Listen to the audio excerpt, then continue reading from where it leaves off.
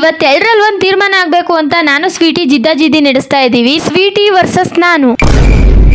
ಬೆಳಗ್ಗೆ ಎದ್ದೋಳದೆ ತಡ. ನಮ್ಮಮ್ಮ ಹೇಳೋ ಕೆಲಸ ಆಲ್ರೆಡಿ ರೆಡಿ ಆಗಿತ್ತು. ಸಂಪಿಗೆ ನೀರು ತುಂಬಿಸಿ ಗಿಡಕ್ಕೆಲ್ಲ ನೀರು ಹಾಕು ಅಂತ ಹೇಳಿದ್ರು. ಈ ಕೆಲಸ ಮಾಡ್ತಾ ಇದ್ರೆ ನಮ್ಮ ಸ್ವೀಟಿ ನನ್ನನ್ನು ನೋಡಿ ಆಡ್ಕೋತಾ ಇದ್ದಾಳೆ. ನೋಡಿ ನಾನಂತೂ ಏನು ಮಾಡಂಗಿಲ್ಲ, ನೀನೇ ಮಾಡು ಅಂತ.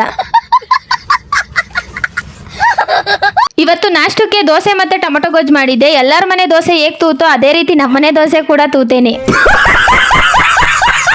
ನಾನ್ ಮಾಡೋ ತಿಂಡಿ ಊಟಕ್ಕೆ ಯಾರು ಕಾಯ್ತಾರೋ ಬಿಡ್ತಾರೋ ಗೊತ್ತಿಲ್ಲ, ಆದ್ರೆ ನಮ್ ಸ್ವೀಟ್ ಅಮ್ಮ ಮಾತ್ರ ಕಾಯ್ಕೊಂಡ್ ಕೂತಿರ್ತಾಳೆ ನನ್ ಕೈ ರುಚಿ ತಿನ್ನೋಕೆ. ಆದ್ರೆ ಅವಳಿಗೆ ಮಾತ್ರ ಹಾಕಲ್ಲ. ಯಾಕೆ ಅಂತ ನೀವೇ ಗೆಸ್ ಮಾಡಿ ಕಮೆಂಟ್ ಮಾಡಿ ತಿಳಿಸಿ. ಅಡ್ಗೆ ಮನೆಗೆ ಬಂದಾಗೆಲ್ಲ ನಮ್ಮ ಅಮ್ಮನ ಬೈಗಳನ್ನೇ ಕೇಳಿಸುತ್ತೆ. ಯಾಕಂದ್ರೆ ಈ ಬಾಕ್ಸ್ ನ ಒರೆಸ್ಲಿಲ್ಲ, ಬಾಕ್ಸ್ ನ ಕ್ಲೀನ್ ಮಾಡ್ಲಿಲ್ಲ ಅಂತ. ಇವತ್ತೇನಾದ್ರೂ ಆಗ್ಲಿ ಬಾಕ್ಸ್ ನೆಲ್ಲ ಪಳಪಳ ಅಂತ ಒಳೆಯಂಗ್ ಮಾಡೋಣ ಅಂತ ಬಾಕ್ಸ್ ನೆಲ್ಲ ಒರೆಸಿಕ್ತೆ. ಈ ಬಾಟಲ್ ನ 2016ರಲ್ಲಿ ತಗೊಂಡಿದ್ದು. ಅವಾಗ ನಾನು 6ನೇ ಕ್ಲಾಸ್ ಓದ್ತಿದ್ದೆ.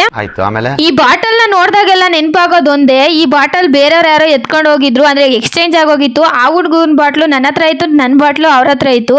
ಅವತ್ತಿಂದ ನಾನು ವೈಟ್ನರ್ ಅಲ್ಲಿ ಕೆ ಅಂತ ಬರ್ಕೊಂಡಿದ್ದೀನಿ. ಯಾಕಂದ್ರೆ ನನ್ನ ಬಾಟ್ಲು ಯಾರು ಎತ್ಕೋಬೇಡಿ ಅಂತ. ಅಷ್ಟೊಂದ್ ಕೆಲಸ ಮಾಡಿ ಕೆಳಗೆ ಕೂತ್ಕೊಳ್ಳೋದೇ ತಡ. ನಮ್ ಸ್ವೀಟಿ ನನ್ನ ತೊಡೆ ಮೇಲೆ ಬಂದು ಮಲ್ಕೊಂಡೇ ಬಿಡ್ತಾಳೆ ನೋಡಿ. ಸ್ವೀಟಿಗೆ ಟಾರ್ಚ್ ಬಿಟ್ಟು ಎದೊಳಿಸ್ತಿದ್ರು ಕೂಡ ಎದೊಳ್ತಾ ಇಲ್ಲ ಅಂತ ಅಂದ್ರೆ ಇನ್ನೆಂತ ನಿದ್ದೆ ಬಂದಿರ್ಬೋದು ಇವಳಿಗೆ ಗೊತ್ತಿಲ್ಲ.